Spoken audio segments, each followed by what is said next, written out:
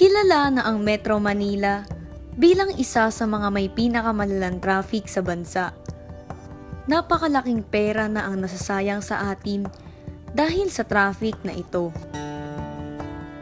Nabahala na ang ating gobyerno sa lumalalang traffic sa Metro Manila. Isa ito sa nagbibigay problema sa mga motorista, estudyante, nagtatrabaho, at sa mga turista. Dahil dito, gumawa na ng hakbang ang ating gobyerno at ito ang Skyway Stage 3 at NAIA X. Para maibsan ang trapiko sa paligid nito, dito na rin sa lugar na ito ang mga may pinakamaraming populasyon ng mga sasakyan at mga commuters. Ipinatupad ito ng ating dating Pangulong Fidel V. Ramos at ng iba't ibang administrasyon na namamahala ng ating public highways at mga transportasyon. Kasalukuyang itinatayo na ang Skyway Stage 3 na magdurugtong sa NLEX at SLEX. Andito tayo ngayon sa ginagawang Skyway Stage 3 at ito ang sinasabing solusyon sa trapiko dito sa Metro Manila. Ito ay may habang 14.82 kilometers na magmumula sa Buendia, Osmeña hanggang Bonifacio Avenue sa Quezon City. Halos araw-araw ay makikita nating nagtatrabaho ang ating mga magigiting at masisipag nating construction worker. Mabusisi at walang takot nilang trinatrabaho ang naturang daan na magsisilbing solusyon sa trapiko. Ginagawa namin ang lahat ng buti ang aming trabaho para mapunan ng lahat ng pangangailangan para pagdating ng tamang oras at panahon, matapos po sa tamang project at may ayos ng bigyan ng magandang daan ng masasakyan para maiwasan ang trapiko sa atin. Marami rin naaabalang mga motorista dahil ito ay pangmalawakang proyekto. Inaaksyonan rin ito ng mga traffic enforcer katulad ni Aling Estrella Salazar. Ay oo naman, talagang hindi basta-basta ang trabaho namin. Sa maghapon kasi kami ay nakatayo dyan, wala naman kami karelibo. Talagang sacrifice talaga ang ginagawa namin. Talagang inaano namin yung trabaho namin, sinusulit din namin yung trabaho namin talaga para makapaayos lang ng mga traffic natin dito sa amin.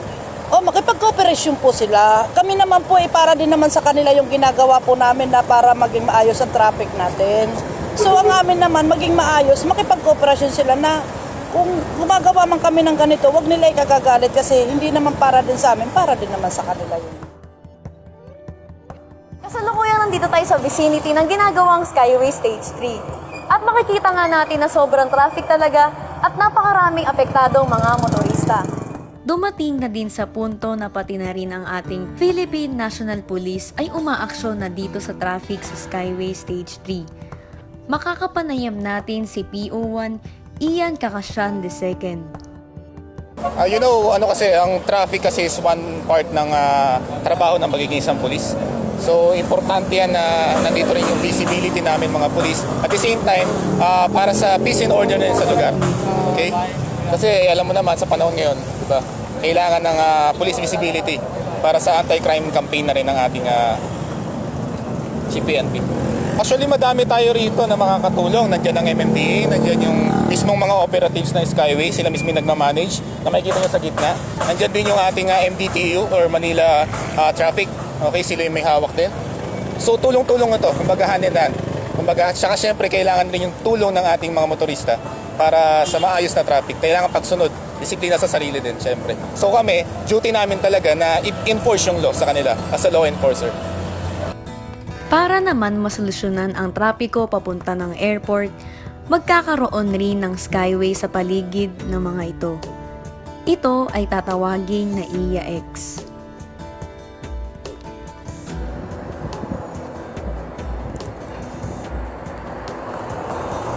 Andito tayo sa NAIA Terminal 2, kung saan isa sa mga airport na nagduduktong sa NAIA X. Makikita nga natin na sobrang bilis ng biyahe at makakabawas sa traffic time ng mga motorista. Magmumula ito sa Macapagal Boulevard patungo sa tatlong international airport na Terminal 1, 2, and 3.